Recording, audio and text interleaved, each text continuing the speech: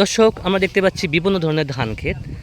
তো এটা একটা সুন্দর একটা গ্রামীণ পরিবেশের মধ্যে একটা মাঠটা আকারে ছোট, কিন্তু এপাশে আবার বিশাল। এপাশে জুম করলে বুঝতে পারবেন বিশাল বড় মাঠ।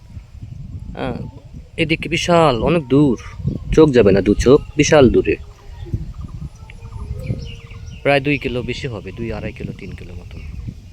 তো যাকে এই মুহূর্তে দেখাবো এর ধানের জাতটা বলি, এটা হচ্ছে মূলত 33 ধান বা মোটা ধান। আসলে আমার বাসা বগুড়া সদর থানা। তো এদিকে আসলে এই 33 ধান বা মোটা ধান কিন্তু আমরা কেউ খাই না। এটা বিক্রি করা হয় শুধুমাত্র সরকারের জন্য। এই ধানটা সরকার বেশি কিনে থাকে, এজন্য এই 33 ধানটা সরকারের জন্যই কৃষকেরা বেশি রোপণ করে থাকে। তো এই ধানের কিছু ভালো দিকগুলো বলি। এই ধানের আহ, কাঠামো খুব ভালো এবং সহজে ধানটা পড়ে যায় না, এবং ধানে প্রায় 20 থেকে 25 একরে কার্যকর কুশি হয়। কার্যকর কুশি যেখান থেকে ধান বের হয় আপনি দেখতে পাবেন, এটা কিন্তু সর্বশেষের ধান, তারপরে ধান কিন্তু মানে বিশাল ধরনের।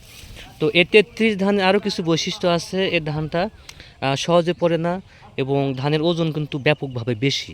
প্রতি বিঘায় যদি আপনি ভালো মাপের কৃষক হন বা ভালোভাবে কীটনাশক ব্যবহার করেন, বা সরকারি কৃষি কর্মকর্তাদের যদি সাজেশন মেনে চলেন, সেই ক্ষেত্রে আপনার ধান আসবে প্রতি বিঘায় 33 শতক বিঘা হিসেবে, বা 32 শতক যদি অ্যাকাউন্ট করি, সেই ক্ষেত্রে আপনার ধান আসবে 25 থেকে 27 মণ। সুতরাং 25 থেকে 27 মণ ধান যদি আপনি প্রতি বিঘায় যদি এত ধান হয়, আর যদি আপনি বাজার থেকে 1100 বা 1200, কিন্তু এটা কিন্তু ব্যাপক মানে বিশাল একটা লাভজনক। আর এই ধানটা তো তেমন এক্সপেন্সিভ হয় না, তেমন খরচ হয় না, খুব ভালো এবং লাভজনক, যার জন্য আমাদের এই এলাকায় ব্যাপকভাবে 33 ধান রোপণ করা হয় এবং আবাদ করা হয়। সকলকে অসংখ্য ধন্যবাদ।